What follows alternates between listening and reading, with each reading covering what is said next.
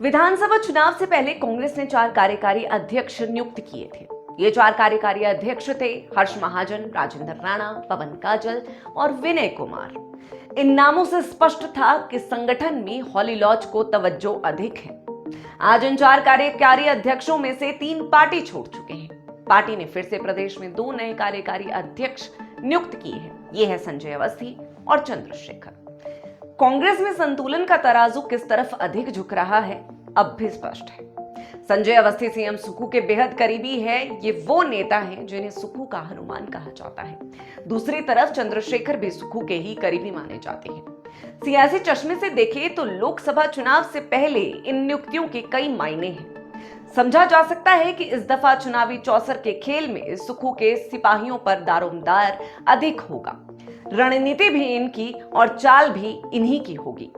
अब किसे शह मिलती है और किसे मात, ये तो समय आने पर ही पता चलेगा। मगर सुक्खू के साथियों के फ्रंट फुट पर आने के सियासी मायने क्या होंगे, आइए आपको बताते हैं।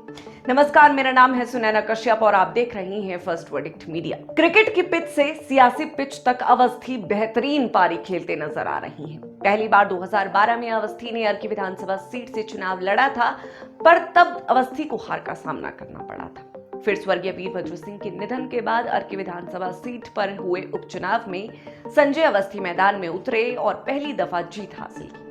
2022 में भी अर्की की जनता ने अवस्थी को ही चुना। संजय अवस्थी दूसरी बार के विधायक हैं और सुक्खू कैबिनेट में मुख्य संसदीय सचिव भी।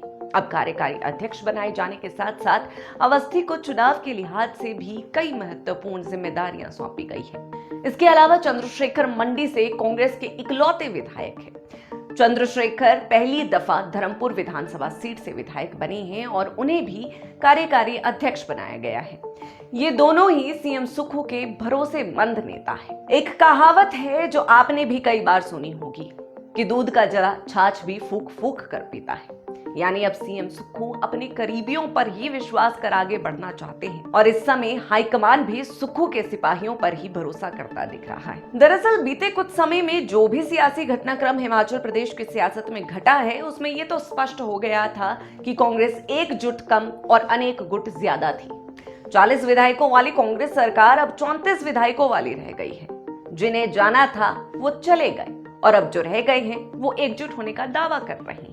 चलिए, अगर अब एकजुट है भी तो ये कांग्रेस के लिए ही बेहतर होगा। अब कांग्रेस लोकसभा चुनाव और 6 विधानसभा सीटों पर होने वाले उपचुनाव के लिए कितनी तैयार है, ये बड़ा सवाल है। इन चुनावों में बेहतर करना कांग्रेस के लिए बेहद जरूरी है और जो सियासी समीकरण पिछले कुछ समय में बने हैं, उसमें सीएम सुक्खू के लिए किसी पर भी भरोसा करना आसान नहीं है। ऐसे में अपनों को तवज्जो देकर ही अब कांग्रेस रणभूमि में उतरने की रणनीति पर आगे बढ़ रही है।